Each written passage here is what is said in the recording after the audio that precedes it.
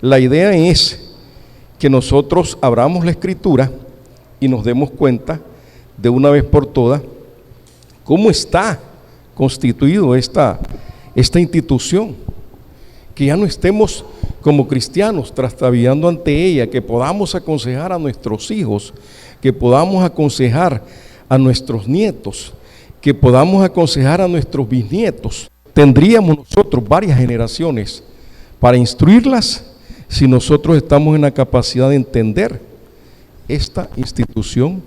Entonces nuestra lectura bíblica va a estar basada, no es Hebreos capítulo 13, versículo 4. Dice Hebreos capítulo 13, versículo 4: honroso sea en todos el matrimonio y el hecho sin mancilla, pero a los fornicarios y a los adúlteros los juzgará Dios.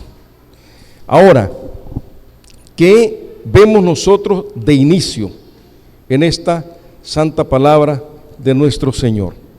Estamos viendo, hermanos, que el Señor nos pide que nosotros honremos a esta institución, que nosotros hagamos valer a esta institución, que no la miremos como algo que no tiene valor y que lleguemos nosotros hasta ponerla en manos de los hombres como que si esto fuera una cosa de los hombres. Nada tiene que ver el hombre aquí si a él le atañe esto mismo. Entonces no puede ser juez ni parte, en este caso el hombre. Entonces, por eso es que estoy tratando de que lo tomemos de inicio. Y el propósito de este tema es que nosotros lleguemos a entender qué es el matrimonio, en qué consiste el matrimonio. Esta es una buena preguntita que muchos se hacen, pero a la hora de definirla, a la hora de explicarla, a la hora de aplicarla, muchas veces quedamos largos o quedan largos. Y pretendemos nosotros que con esta clase podamos llegar a comprenderla. Y lo primero que vamos a decir como introducción es que el matrimonio no es un arreglo de conveniencia humana, como nosotros lo hemos dicho siempre, y como muchos creen que es un arreglo de conveniencia humana. ¿Qué es un arreglo de conveniencia humana? Algo que el hombre arregló y que le conviene. Y en este caso, eso no es el matrimonio. El hombre no tiene nada que ver en este arreglo, si fuera un arreglo. Pero no es, en primer lugar, no es un arreglo y menos de conveniencia humana, o sea, que le convenga al hombre porque lo arregló. No, esto, y tenemos que decirlo con palabras claras, aunque vayamos en contra de mucha gente, aunque vayamos en contra de todo el criterio que se tiene ahora, que tienen las generaciones de hoy, tenemos que decir que el matrimonio no fue diseñado o planeado por el hombre, ni el matrimonio es algo que ocurrió, como otros dicen por ahí, ¿verdad?, en el curso de la historia humana, de ninguna manera. ¿Por qué? Porque nosotros sabemos que el matrimonio lo instituyó el mismo Señor y Él fue el que lo ordenó, y nosotros lo sabemos. En el libro de Génesis capítulo 2 se narra todo sobre esta institución, y es más, es el Señor el que tiene que ver con ello. Si nosotros, por ejemplo, buscamos en los primeros versículos de la Escritura, y esto como para que nosotros veamos que desde el mismo inicio de la historia del hombre, se habla de quién fue el que tuvo que ver con esto. Y entonces miramos en Génesis, el capítulo 1, en el versículo 27 y 28, lo que nos dice la Escritura. Amén. Y creó Dios al hombre, a su imagen, a imagen de Dios lo creó. Óigalo bien, varón y hembra los creó. Y dice el 29, o el 28, perdón, y los bendijo Dios, y les dijo, oiga bien, fructificad y multiplicaos, llenad la tierra y sojuzgadla, y señoread en los peces del mar, en las aves de los cielos, y en todas las bestias que se mueven sobre la tierra. Ahora, si ustedes quieren, en este capítulo ya se nos adelanta que Él lo creó varón y hembra. Quizás aquí todavía el Señor no ha dejado caer el sueño profundo sobre Adán, donde va a extraer una costilla y va a formar a la mujer y la va a traer a Adán para que lo acompañe. Que eso es una consecuencia ¿de qué? De algo que el Señor observó. Dice la Escritura que el Señor ordenó a Adán ponerle nombre a todos los animales,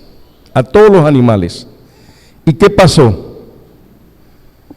Pasó que Adán le puso los nombres a todos los animales y cuando él terminó, volvió a quedar solito el pobre Adán. Dice la Escritura, y no se halló compañía idónea para él. Entonces el Creador, ¿qué hizo? El Creador se fijó y quedó viendo la tristeza de Adán. ¿Y qué dijo el Creador? Le haré ayuda idónea. No es bueno que el hombre esté solo. Le voy a hacer ayuda idónea.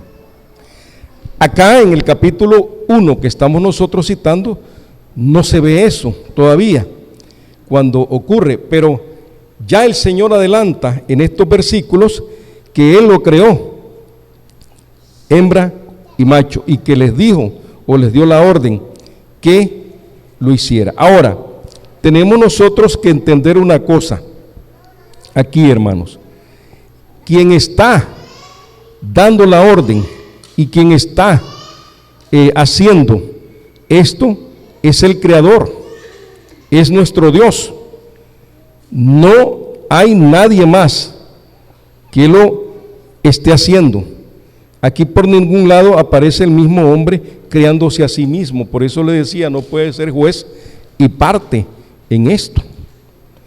Ahora que el Espíritu Santo retroceda en el pensamiento y venga ahora a narrarnos en el segundo capítulo todo esto, es porque el Señor ya lo contemplaba y es una manera de dar a conocer, si pudiéramos decirlo así. Los teólogos dicen que el Espíritu Santo tiene una característica que es en la ley de la recurrencia o la repetición. Él repite acontecimientos pero desde otro ángulo, para ampliar la atmósfera de esa explicación, de ese punto, de ese aspecto que se quiere entender. Entonces aquí nosotros vemos que hasta en el segundo capítulo, que ya lo citamos también, el escritor nos dice, por ejemplo, miremos el 20, capítulo 2, verso 20 del libro de Génesis. Y puso Adán nombre a todas bestias y aves de los cielos y a todo ganado del campo, mas para Adán no se halló ayuda idónea. Mire, hermano, para Adán no se halló.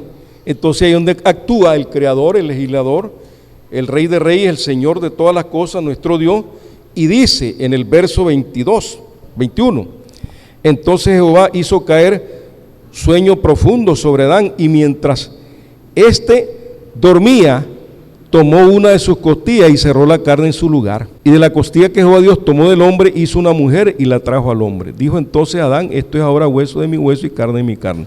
Esta será llamada varona porque el varón fue formado. Por tanto, dejará el hombre a su padre y a su madre y se unirá a su mujer y serán una sola carne. Entonces, no podemos nosotros entrar a cuestionar el relato. Y no se lleva una cronología ahí. Primero dice el hombre y anticipa que los crea hombre y mujer, pero hasta en el segundo capítulo nos narra cómo fue el hecho. Lo importante aquí, hermanos, es que el Señor nos está dando a conocer y nos está demostrando cuáles fueron las causales para que Él tuviera que crear a otro ser que saliera de la misma carne humana y traerlo a Adán para que fuera su compañía ideal. Entonces, desde aquí, ¿qué dejamos sentado? Yo quiero que ustedes tengan este principio.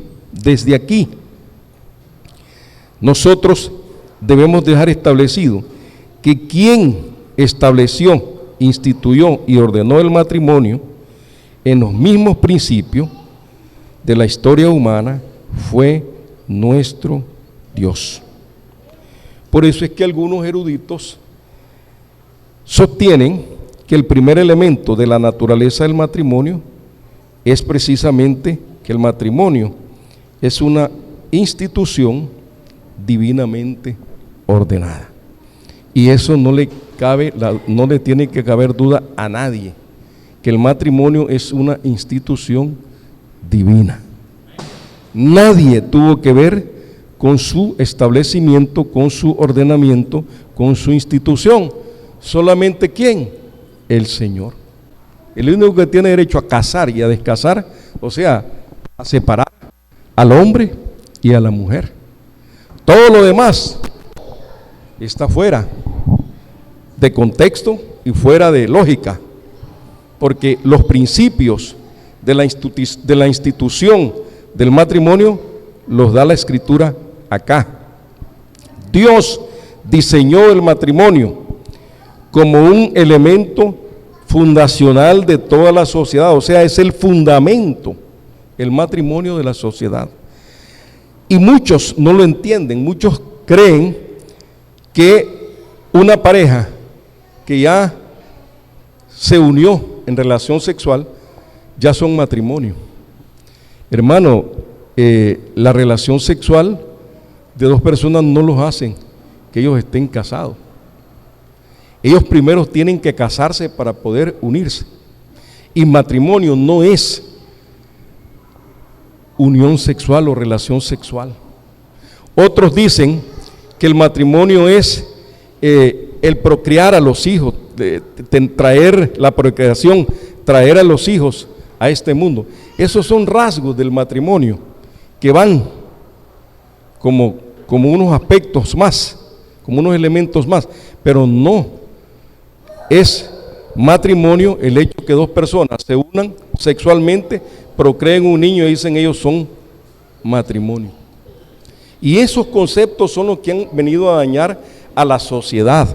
Y cuando nosotros oímos a alguien disertar sobre esto y contravenir esos aspectos, les pasa a ellos como les pasaba a aquellos maestros judíos que venían y cuestionaban al Señor creyendo que el Señor venía en contra de la ley de Moisés. El problema no era que el Señor venía contra la ley de Moisés, el Señor venía contra la interpretación que ellos le daban a la ley de Moisés y los combate. Y el Señor explica cuál es la verdadera interpretación de la ley. ¿Cómo no lo va a expresar y a explicar el Señor si Él es el Señor, dueño y Señor de esa ley, hermano? Él es Dios eterno. Y la ley de Moisés, es cierto que fue dada por medio de ángeles a uno que estaba, en este caso Moisés, preparado para recibirla y para echarla a andar. Por eso le llaman la ley de Moisés, ok, pero no era. Porque diga la ley de Moisés no quiere decir que era Moisés el que la legisló, ni el que la estableció. Quien la estableció fue el Señor. Moisés lo que hizo fue cuidar de ella y corregir algunas cosas que podía el pueblo necesitar. Es más, llegó hasta hacer permisiones que él las hizo, como dicen algunos eruditos, porque recibió orden del Señor. Porque si Moisés hubiera hecho algo que el Señor no se lo hubiera aprobado, Moisés estaba mal, porque Moisés no era el dueño de la ley que llevaba su propio nombre. Caso específico de la ley del divorcio, capítulo 24 del libro de Deuteronomio, donde muchos creen que, sí, ¿y por qué Moisés no mandó? No fue Moisés el que mandó, simplemente Moisés mandó por orden del Señor. ¿Y quién admitió ahí esa forma inferior de matrimonio? El Señor. ¿Y por qué lo permitió? Por lo que le explicó, por la dureza de vuestro corazón. Dios, Moisés, os permitió eso, pero al principio no fue así. Cuando nosotros como matrimonio formamos un hogar, nosotros comenzamos a ver o a entender que el hogar es la primera institución de la creación. ¿Y por qué es la primera institución? Porque el hombre, unido con su mujer, procrean, cumpliendo la orden del Señor, traen a otro ser y ya forman lo que se llama casa o el hogar. Que el hogar es una institución divina. ¿Cuál es su fundamento? El matrimonio. No tiene otro fundamento. Entonces, la unión conyugal del hombre y la mujer fue entonces la primera institución de la creación de nuestro Dios. ¿Por qué decimos la unión conyugal del hombre y la mujer? Porque quien lo hizo y quien los unió fue el Señor. Por tanto, dejará el hombre a su padre y a su mujer, y los dos serán una sola carne. Esa es una orden del Señor, esa no es un orden, no es orden de los hombres, es una orden del Señor. Y eso sí se llama matrimonio, cuando ya es ordenado por el Señor y el hombre lo cumple como debe de cumplirlo.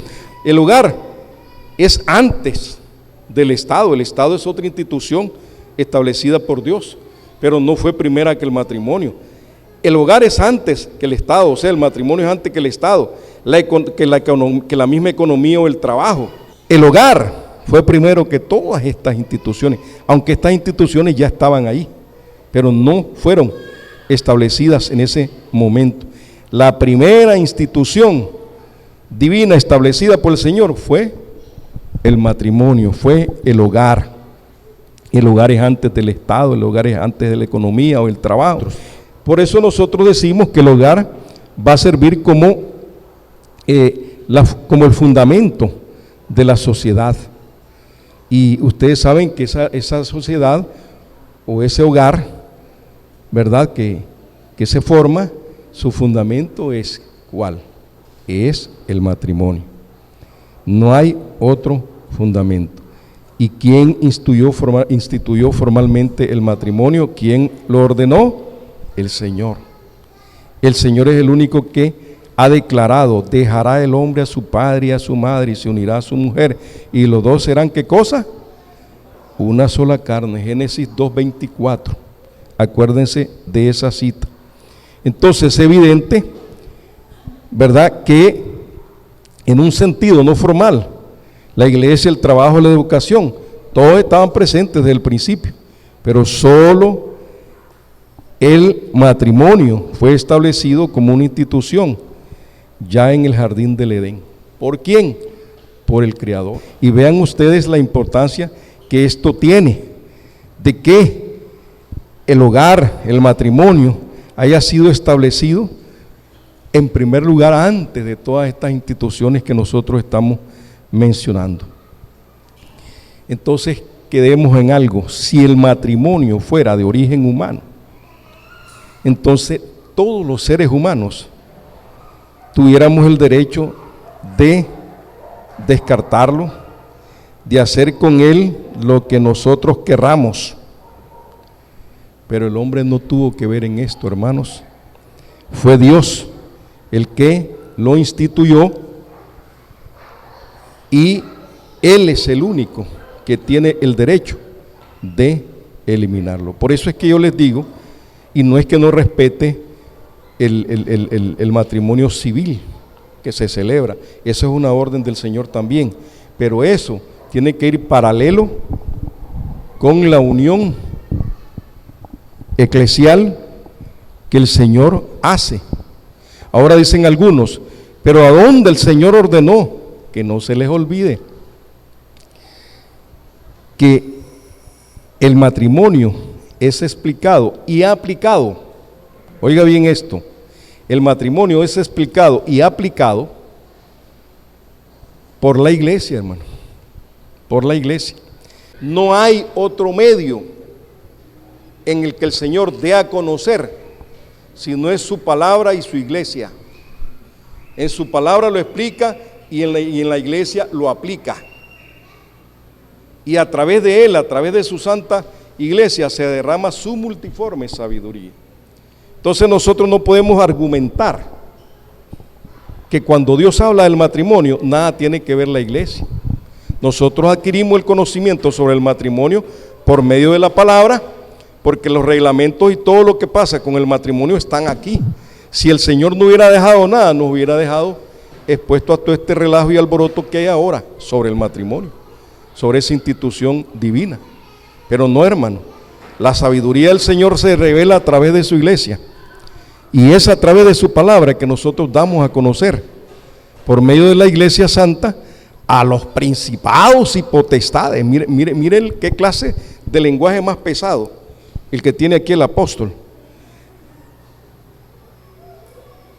Para que la multiforme sabiduría de Dios sea ahora dada a conocer por medio de la iglesia a los principados y potestades en los lugares celestiales. Miren, en los lugares celestiales. Entonces, ¿y quiénes son los que hablan en la iglesia? Son los ángeles, hermano. No, hermanito, somos nosotros. Pablo dice que a nosotros se nos ha confiado el bendito evangelio, que a nosotros se nos ha permitido que nosotros ministremos el ministerio de la reconciliación. Por medio de nosotros el Señor está rogando a este mundo: sálvense, arrepiéntanse, vengan. Y todo eso es a través de la iglesia. Los ángeles no pueden venir aquí a predicar, los ángeles no pueden venir aquí a ministrar. Ahora somos los hijos de Dios, somos los siervos del Señor.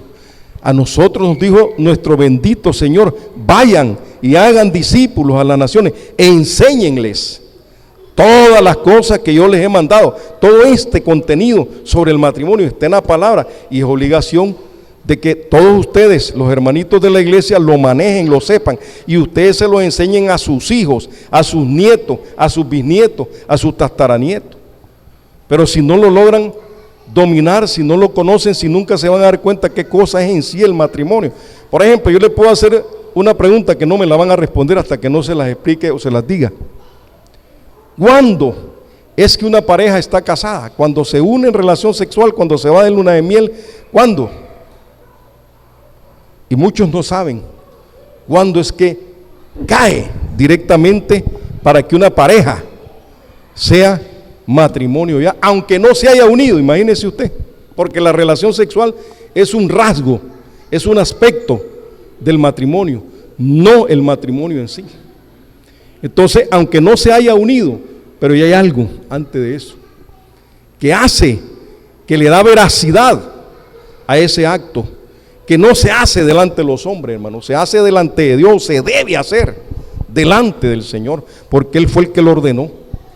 Yo no puedo valorar más a un abogado que me está casando que a un ministro del Señor que me está explicando y aplicando realmente de dónde viene el matrimonio, porque legalmente los abogados le dicen a usted: bueno, el matrimonio nos enseñan nuestras leyes que es la unión de dos parejas en mutuo acuerdo, esto y el otro, y que no sé cuánto, y ya estando ellos de acuerdo se unen y ya.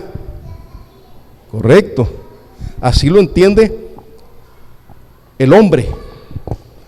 Y como dice la misma escritura, y se pueden agarrar de ese mismo pasaje: en boca de 2 o 3 testigos conste esta palabra. Entonces ellos están de acuerdo, ¿ok? Pero el Señor no dice eso en su palabra. El Señor dice que para que se entienda que esto es un matrimonio, para que el ministro, o para que el Señor a través del ministro que ministra en la iglesia dé, tal vez no el derecho, sino la declaración de declarar a la pareja marido y mujer, para que eso ocurra, estos dos señores tienen que estar en el altar delante del Señor haciendo sus votos, haciendo su pacto, porque la Escritura llama al matrimonio un pacto. No es un simple acuerdo, hermano, es un pacto. Y un pacto entre dos, no, un pacto entre tres. Los dos contrayentes y el Señor. Es un pacto de tres personas, dos que van a quedar como uno solo y el Señor. Pero los tres tienen que estar de acuerdo. ¿Y cómo se le llama a ese pacto? Se le llama pacto de compañía. Es un pacto de compañía, eso es el matrimonio. Y a partir de que la pareja hacen sus votos, demuestran su acuerdo y el ministro les declara marido y mujer, inmediatamente ahí se aplica que la pareja son matrimonio.